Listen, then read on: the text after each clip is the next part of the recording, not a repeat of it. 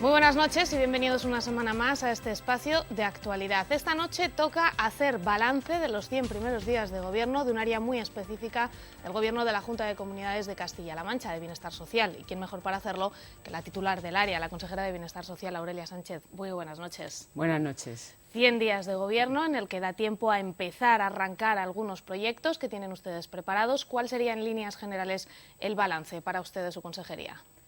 Bueno, pues han sido solo 10 días, pero 10 días muy intensos, de mucho trabajo, de mucha responsabilidad, también de mucha ilusión y de poder atender todas las expectativas positivas que todos los ciudadanos nos han transmitido. Entonces, ante todo, han sido tiempos, como digo, intensos, pero sobre todo de esperanza y de ilusión de todo lo que estamos haciendo y todo lo que queda por hacer. Decía el presidente Emiliano García Paje en su balance de todas las áreas de gobierno que tenían la sensación de llevar más tiempo gobernando del que realmente llevan, porque se han implicado al 100% desde el primer minuto.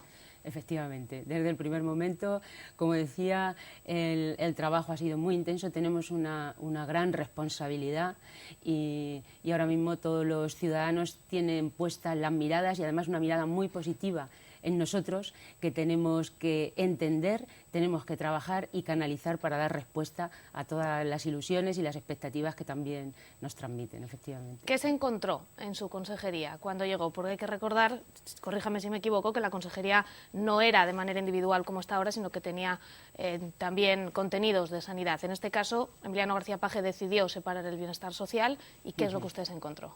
Bueno, pues se considera, todos hemos considerado un acierto el hecho de que el presidente separara las dos consejerías, Sanidad y Bienestar Social, sobre todo para darle un impulso muy importante a las políticas sociales. La Consejería de Bienestar junto con la Sanidad, que yo siempre digo somos consejerías hermanas, son las que acompañan a todas las personas casi a lo largo de su vida. Son dos consejerías todas, pero sobre todo estas, muy humanas. Y precisamente la Consejería de Bienestar Social trata con los colectivos más vulnerables, con las personas que realmente necesitan mucho. Y nos hemos encontrado pues cierta desesperanza en muchos colectivos, sobre todo en las personas en situación de dependencia, en las personas en situación de pobreza, como digo, preocupación y desesperanza, que rápidamente hemos puesto a analizar la situación y a acometer ya acciones desde el minuto cero. Ustedes aseguran que han recuperado el diálogo con los servicios sociales y con todos estos colectivos. Bueno, los principios del gobierno del presidente Emiliano García Paje han sido diálogo, cercanía y política de puertas abiertas. Él ha hecho gala de eso y todas las consejerías lo vamos haciendo. Diálogo con todos los colectivos, personas que se han acercado a este gobierno, a todas las consejerías. Cercanía porque vamos a todos los sitios donde nos llaman, porque escuchamos todo lo que se necesita y desde luego política de puertas abiertas con el ejemplo de la apertura de las puertas abiertas del Palacio de Fuensalida y desde luego de la Consejería de Bienestar Social para todas las personas que lo necesiten. Uno de los principales compromisos de Emiliano García Paje en campaña y también en su discurso de investidura fue ayudar a la plataforma en defensa de la Ley de Dependencia de Castilla-La Mancha. La plataforma protagonizó, de hecho, el primer Consejo de Gobierno monográfico, estuvo charlando con ustedes, trasladándoles sus inquietudes y de alguna manera se sintieron escuchados. Bueno, para nosotros la plataforma de la dependencia de Castilla-La Mancha ha sido una guía, ha luchado durante estos últimos 4 años por la defensa de los derechos de las personas en situación de dependencia y en este momento estamos trabajando con ellos codo a codo en muchos asuntos, sobre todo en el tema de la nueva normativa que estamos realizando y que ellos están planteando todos los puntos que consideran que debemos incluir. Entonces nosotros, nuestra mayor gratitud a esta plataforma para la defensa de las personas, como digo, en situación de dependencia, por su lucha, por su defensa y ahora, además, por este acompañamiento que tienen a la Consejería de Bienestar Social para llevar a cabo todas las políticas de las personas dependientes. Sí. ¿Tienen previsto impulsar de alguna manera a estos colectivos y reducir algunas cosas como son las tasas que anunciaba el otro día Emiliano García Paje en su balance? Sí, sí, sí. Bueno, con relación a la dependencia, en este poco tiempo ya hemos hecho muchas actuaciones y una de ellas, por supuesto, es el plantear la reducción de las tasas de revisiones del grado de dependencia también de las revisiones de la discapacidad y de las revisiones del proyecto individual de atención, es decir, de la prestación que tiene una persona dependiente cuando considera que ha empeorado y necesita otro tipo de prestaciones que son más útiles para su situación de dependencia. Entonces, en primer lugar, como digo, esa norma es lo que estamos valorando. También hemos tenido que comenzar a agilizar los trámites. Las personas dependientes tenían la sensación que sus trámites se perdían en el tiempo, que tardaban muchísimo tiempo en tramitar el grado y además en ofrecerle también la prestación que necesitaban. Entonces eso también se está haciendo y para ello lo que se ha hecho ahora mismo es un plan de empleo temporal con personas, con profesionales interinos, que ya está puesto en marcha, aunque todavía no se han incorporado, en todas las direcciones provinciales para apoyar los servicios de dependencia de las direcciones provinciales y poder tramitar todos los expedientes que estaban paralizados y que nos hemos encontrado con la llegada de este nuevo gobierno. En particular son 26.000 expedientes en toda Castilla-La Mancha. 22.000 corresponden al grado 1, que las personas dependientes son beneficiarios del grado 1 desde el día 1 de julio. Y todos los demás son de distintos grados. Entonces tenemos ahí un gran trabajo por hacer y, como digo, son necesarias muchas medidas para resolver toda la asignatura pendiente en materia de dependencia. Sí. En este mismo ámbito también se ha impulsado lo que denominan ustedes servicio de promoción de la autonomía personal. Sí, efectivamente. Estas son las prestaciones que se van a ofrecer a las personas dependientes de grado 1. Entonces, muchos de ellos ya han comenzado en distintas entidades, por ejemplo, en asociaciones de Alzheimer, de Parkinson, también en residencias de mayores, y es ofrecer a las personas actividades de rehabilitación o, por ejemplo, de estimulación cognitiva, de estimulación física y algunas relacionadas con el envejecimiento activo, porque lo que se trata es de mantener su calidad de vida y prevenir la situación de dependencia. Es decir, estas personas ya han comenzado a encontrarse mal, a necesitar apoyo de una tercera persona, pero lo que queremos es mantener su capacidad vital y mantener su esperanza de vida y la calidad de vida sobre todo y que no empeoren. Entonces este servicio que denominamos SEPAP, que son las siglas de promoción de la autonomía personal, va dirigido específicamente a personas dependientes de grado 1, pero también a todas las personas que quieran promover su autonomía personal y su envejecimiento activo y saludable. Precisamente hablando de personas mayores, hablaba hace poco en una visita que hizo usted a Guadalajara de la importancia de prevenir y de la importancia de ayudar a nuestros mayores para que puedan disfrutar de esta distinta etapa de su vida. También se habla de recuperar el programa de termalismo para ayudarles a ese envejecimiento activo. Sí, es decir, en el área de mayores las políticas de envejecimiento activo van a ser una prioridad. Vamos a ir introduciendo poco a poco muchos de los programas que han desaparecido estos últimos 4 años, por ejemplo, pues termalismo, unos inicios de turismo social y luego también el inicio de las nuevas tecnologías.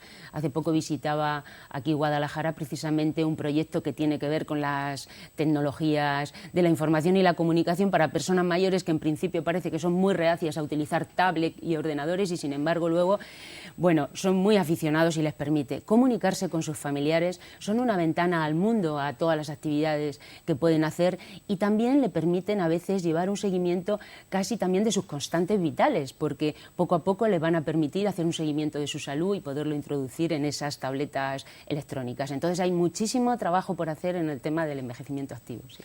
También con respecto a los mayores, han recuperado el Consejo Regional de Mayores que no se reunía. Efectivamente, el día 1 de octubre es el día de las personas con edad y entonces reunimos al Consejo de Mayores que hacía 4 años que no se había reunido.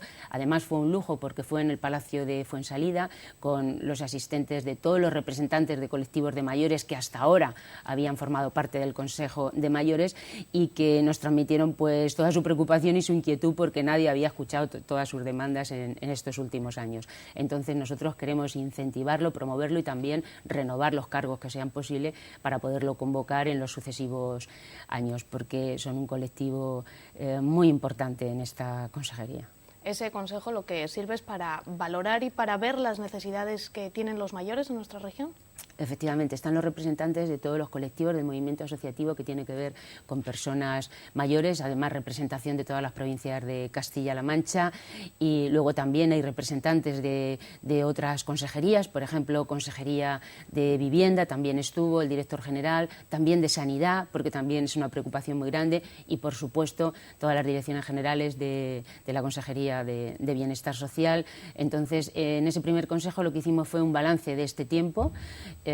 También bueno, nos transmitieron todas sus preocupaciones futuras y nos dan muchas ideas para cómo trabajar en el área de mayores, qué es lo que necesitan y por dónde van sus necesidades. Es muy importante mantenerlo, sí. Dentro de la Consejería de esta Dirección General de Mayores se plantean también facilitar el cambio de residencia. Las distintas residencias que hay en toda Castilla-La Mancha son para los mayores, sobre todo para los que puedan tener grados de dependencia, pero también para los mayores de los cuales no se pueden hacer cargo sus hijos por diversas circunstancias, una valía, son su casa.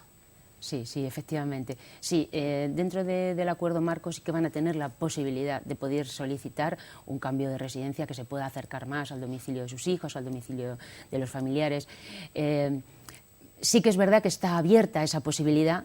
También queremos plantear que a veces es complicado porque tenemos que hacer el encaje del movimiento de todas las personas. Para que haya plazas vacantes en una residencia, pues claro, esas personas tienen que salir y derivarse a otra. Entonces le vamos a dar esa opción para que ellos puedan transmitirnos la necesidad de cambio y luego vamos a estudiar a ver si podemos acometer la mayor de las propuestas posibles. Sí.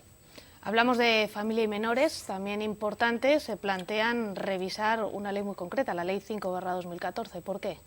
Sí, bueno, pues esta ley que es tan reciente, que se desarrolló y que se aprobó en este pasado gobierno regional, en la anterior legislatura, resulta que en algunos puntos es incompatible con la ley que se acaba de aprobar, la ley estatal que se ha aprobado en agosto de este año. Entonces hay muchos puntos que no solamente, como digo, que no coinciden, sino que son incompatibles, con lo cual vamos a tener que proceder a una modificación de esta ley. Por ejemplo, en la ley estatal aparece una definición del acogimiento familiar, que no es compatible con la ley regional, aparece en las llamadas adopciones abiertas, que tampoco está contemplado, o aparece el programa de autonomía personal para menores que han sido tutelados en su minoría de edad, y a partir de los 18 años hay que proporcionarles y acompañarles, ¿verdad?, en ese camino a su autonomía.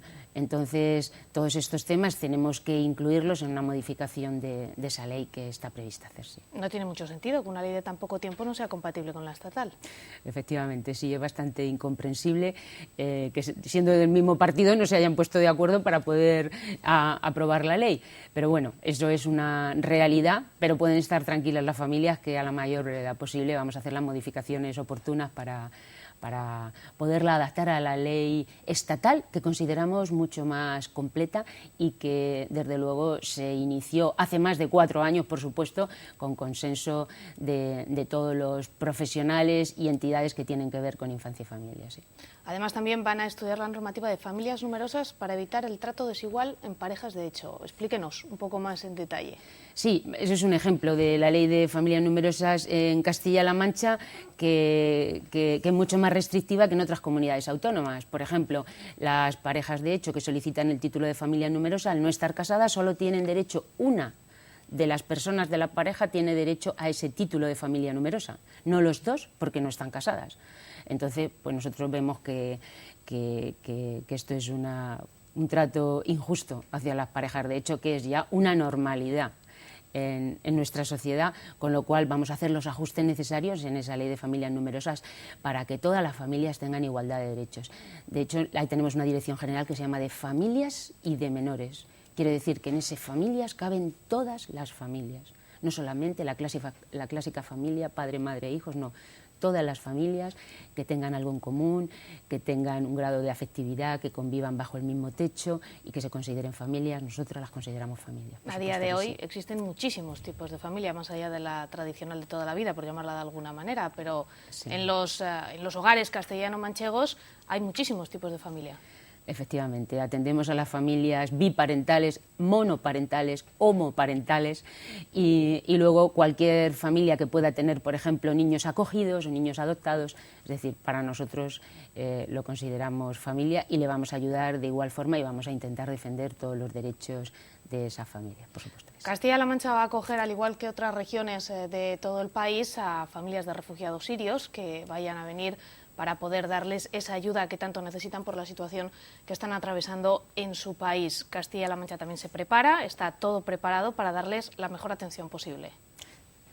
Efectivamente. Ahora mismo decíamos hace unos días que la sociedad civil ha ido incluso por delante del Gobierno de España, porque lo que le estamos demandando, este Gobierno regional le demanda al Gobierno de España tener datos sobre cuántas personas refugiadas van a venir a Castilla-La Mancha, cómo van a venir, si va a ser escalonadamente o de pronto, y más o menos en qué fecha van a venir y en qué condiciones.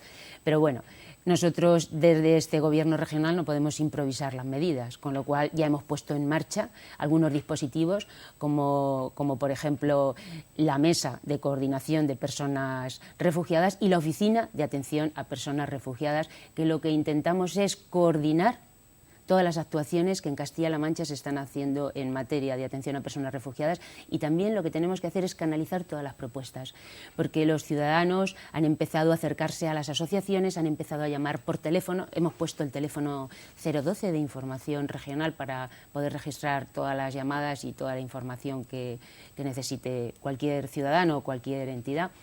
Entonces lo que intentamos es canalizar todas las propuestas de la sociedad civil para tener un registro de propuesta. Así nos hemos comprometido también con el Ministerio, con el Gobierno de España, para poderlo traspasar y desde luego recoger pues todas las propuestas que pueden venir: ayuda personal, ayuda en materia de vivienda, ayudas profesionales también, voluntariado, etcétera. Entonces se trata de hacer un registro, como digo, y colaborar con el Gobierno de España, que es realmente quien tiene las competencias en materia de atención a personas refugiadas. Entiendo de sus palabras que ha habido un aluvión de llamadas, porque la gente en Castilla-La Mancha y en Guadalajara es muy solidaria, siempre que se la necesita, ahí están.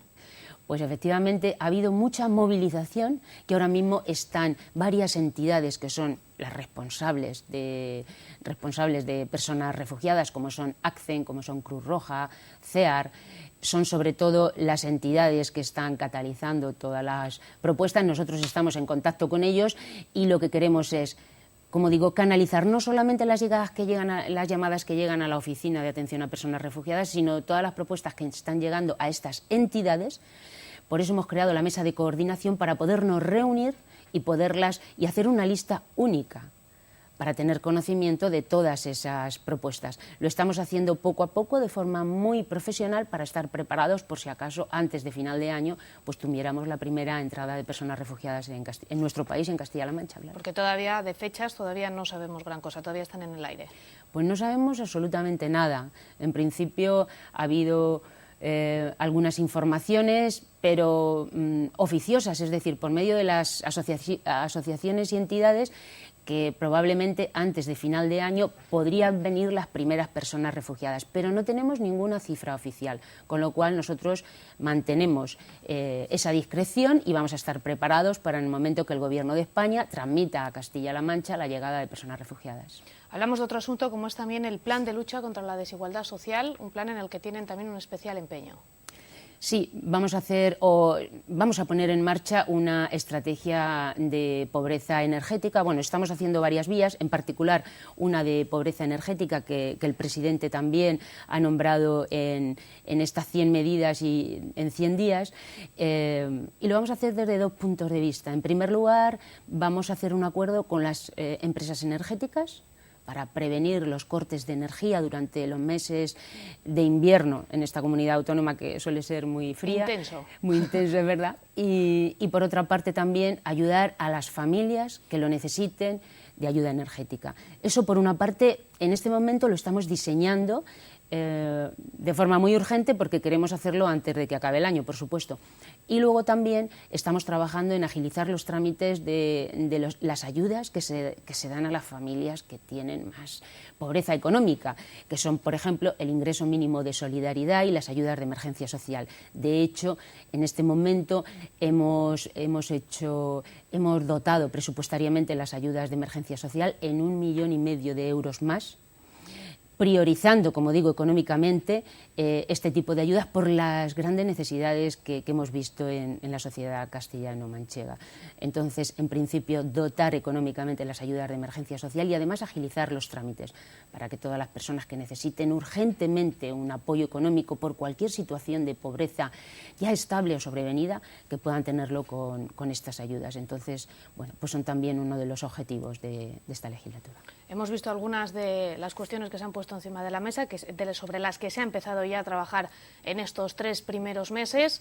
Cuando usted echó un primer vistazo a la consejería, ¿algo de lo que tenían preparado dijo, cuidado, que corre riesgo ante lo que nos hemos encontrado o no? Bueno, nos hemos encontrado problemas como las que yo he dicho ya anteriormente, como en las personas en situación de dependencia. Nos hemos alarmado cuando hemos hecho el análisis de situación y de ver que había muchos expedientes por tramitar y no había, por ejemplo, presupuesto para todas las prestaciones que tenemos que acometer. Pero en todas las áreas que estoy explicando, pues tras el análisis de situación nos hemos tenido que poner a trabajar urgentemente. Entonces, en el área, por ejemplo, ya a veces no es solamente, porque lo que voy a decir con relación al área de discapacitados, a veces no es solamente el tema económico, que también, sino que yo creo que este Gobierno lo que está mostrando es otras formas de hacer política. Es decir, los principios que yo hacía alusión al inicio de cercanía, de atención, como digo, de otras formas de hacer y de escuchar con los ciudadanos, creo que es un punto de inflexión que marca este Gobierno.